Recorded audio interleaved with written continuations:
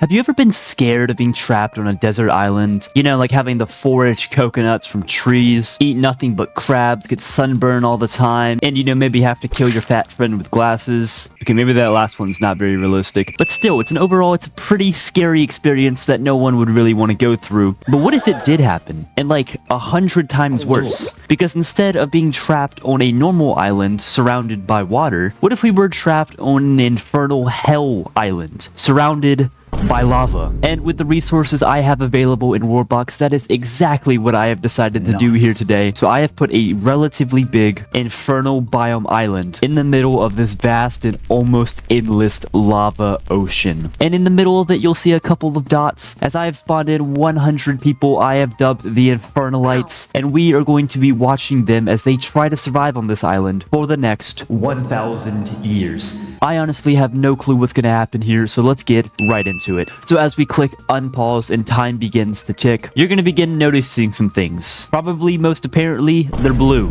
Yeah, everyone's blue. That's because I went into their subspecies and made them all blue. This is just because, you know, like everything's red and lava and stuff, so blue makes them stick out a lot. So if there's any like predators, it'll be really easy to kill them. But more than that, these people will begin immediately forming their civilization. And with the default name of Tand, whatever, I'm going to name it We're Screwed. It's French. And their motto is destroy pain, no anger, only honesty. Pfft, that's lame. There we go. Much better. We are blue. We are true. What does it mean? I have no clue. That was actually pretty good. But as we let even more time pass in here, these people are going to do their best to explode. I don't really know what just happened to that guy. Let's ignore it for now. I'm sure that won't come back to bite us later. But you might be thinking, okay, so what? They're going to form a civilization on an infernal biome surrounded by lava. Then what? But there's something very special about these guys. Their king, Blue Man, will begin to form his own religion, which he has decided to name the Blue Religion. Yeah, I'm getting kind of uncreative with these names. And they only have two powers: the ability to create grass and cast vegetation, meaning over this 1,000 years, they will actually be able to turn this inferno biome into a normal, luxurious grass one. It's going to be absolutely sick. And along with that, almost every single world law is on too to make sure ultimate interesting things happen. However, we do have natural disasters turned off, and for right now, eternal lava is on, but we will turn that off later. So with everything said and done, we let some time pass. These guys look like they're doing pretty alright for themselves. They're actually beginning to make their own farm over here. I'm actually pretty excited for what's going to happen to them. I think they might not die. So we are going to begin a little time lapse to a quarter of the way to our goal, which is going to be year 350 because I started at year 100 by mistake. But anyway, I'll see you guys then.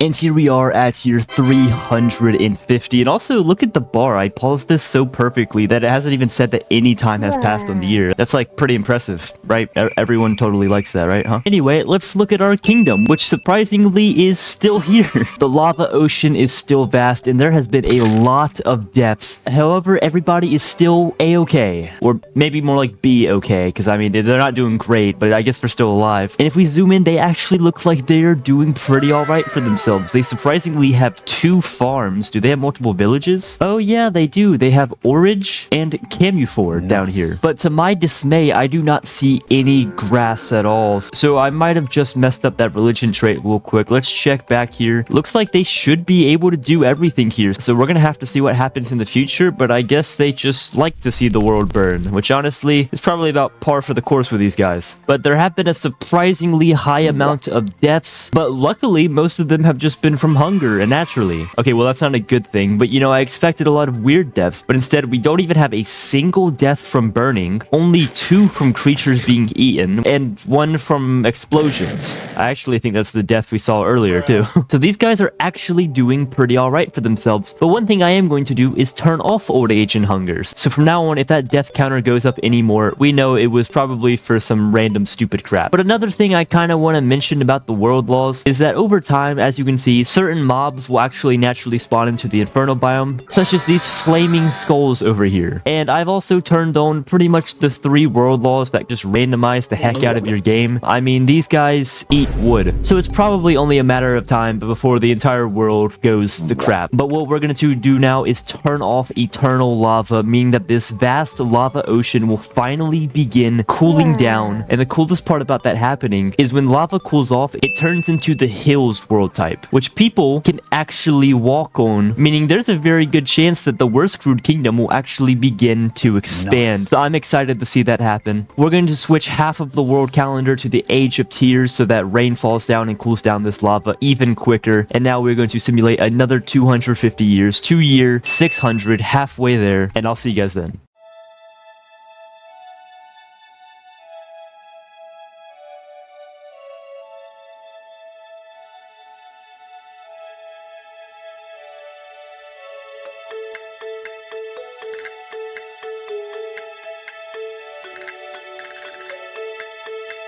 And here we are at year 600 as the worst screwed empire passes 400 people. And of course, naturally, a lot of the lava has already begun to cool down with the help of the rain. And looking closely at areas over here, I think these guys are actually starting to take advantage of it too. Holy crap, I forgot the trees are actually growing off of the mainland Inferno and into the hills over here, which is really interesting to see. But however, looking through the village itself, it looks more or less the exact same, I'm not going to lie. And during that time lapse, I actually had to go into the world laws. I accidentally had biome overgrowth on, and that meant the infernal biome would take over any new biomes that tried to pop up. But even though that was turned off during the time lapse, I don't think I see anything. So once again, apparently these guys just really like the lava. Oh no, look right here, we have 2 pixels of grass biome on this entire island. Absolutely fantastic. Wow. Remember, every single person in the world is part of this religion and anybody can use it, but I guess we're just gonna have to keep waiting and seeing. But overall, the world does look like it's making a lot of progress. Like I said, the population has nearly doubled, and I think it's safe to say that these guys are doing pretty good at surviving given their conditions. Just look down here at this windmill. This is absolutely sick. These guys are literally growing crops right here next to a windmill, right directly next to the entrance of a massive lava lake right here. But it looks like we still have 6 mobs in the world. They're also fire skulls. Are they the same from last time? Yeah, they are. They're the ones who eat the wood. So that's absolutely fantastic. But however, in terms of death, literally only 2 more have happened since I turned off hunger and old age. One of them was from conflict and one of them was from drowning. Looking through the world, how? No, I mean literally, how? There is not any water.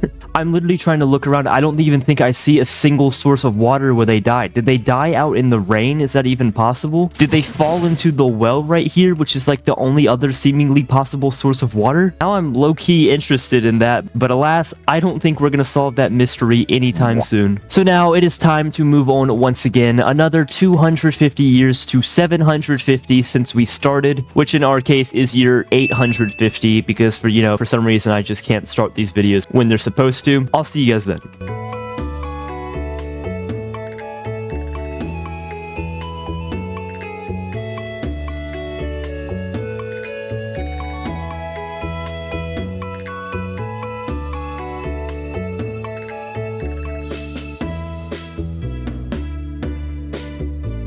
And here we are at year 850. Our empire is just a little bit above 420 people. And honestly, I'm not even gonna lie to you, not a ton has changed, except for if we look into these mountains, now they're all covered with flame and fire trees and despair. And honestly, I'm not gonna lie, the world could actually be worse than when it first started. Actually, looking into the island itself, I can actually see that there is a lot more grass present, meaning that this biome is actually slowly transitioning into the grass biome, but it's happening a lot slower than I expected it to. Another cool thing is that because we're on the Inferno biome, the adamantine ore automatically spawns in, meaning literally almost everyone in this kingdom is equipped with pretty good adamantium armor, which is awesome because that is literally the best armor in the game. Like, look at this sword right here, the War Obliterator. Look at the mana it gives this dude, plus the stamina, damage, and even diplomacy. How would diplomacy work? Oh, yeah, because he's gonna walk into like a meeting with a giant, huge adamantium sword. Actually, yeah, that kind of makes a lot of sense to me. But speaking of wars, something that could happen and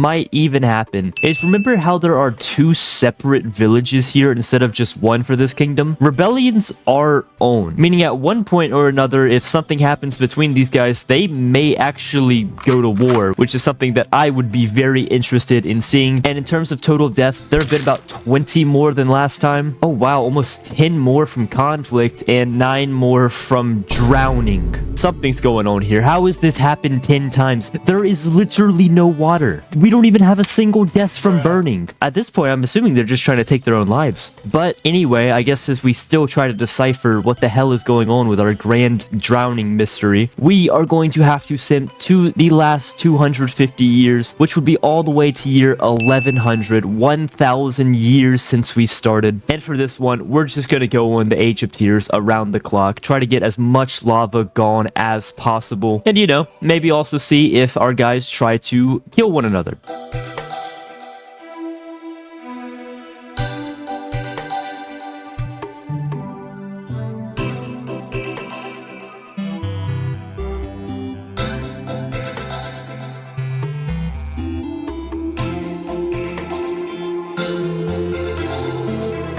And here we are, 1000 years since we began. What a journey, and also what a world now. I'm glad we switched to the Age of Tears at the end, because now most of the lava ocean has subsided, and it also appears that we have a brand new kingdom in the middle named Suffer. This is their default generated name. It really does make a lot of sense with this video, and their motto is with unity and progress. Yeah, that's not gonna fly. Yeah, I know, I just changed it to the same motto as last time, but still, it's a really cool motto. And if we look into the island once again, it's gotten even bigger and stronger. However, there's still just not a lot of grass here. That's kind of annoying, but one of the coolest things is now that the lava ocean has pretty much almost entirely cooled off, people are now not only walking out on the rocks, but the kingdom is expanding outward onto it too, meaning they are no longer an island in a lava ocean. They are a full-blown continent now. Even this little lava lake right here next to the windmill has dried up, so these guys can put in some more work. But the very last thing we have to check here is the total deaths, almost nearly 1,000 total, most being natural and from hunger. A lot more creatures eaten, even though there haven't been a lot of creatures at all. There's actually no mobs at all, so I think we can take a guess on where that's happening. So moving swiftly past that and completely ignoring it, a lot of deaths from conflict, probably from the Civil War, and more deaths from drowning. How? Just someone explain to me how. Where's the water? And then we still have that one dude who just randomly exploded in the beginning of the video. Overall, moral of the story is don't get stranded on a hell island in the middle of a lava ocean. Just try to avoid that if you can. But anyway, if you're still watching at this point in the video, go ahead and like and subscribe. And also join my Discord too. I don't know, I'm not your dad, but please, it would make me happy. And I'll see you guys in the next one. Farewell.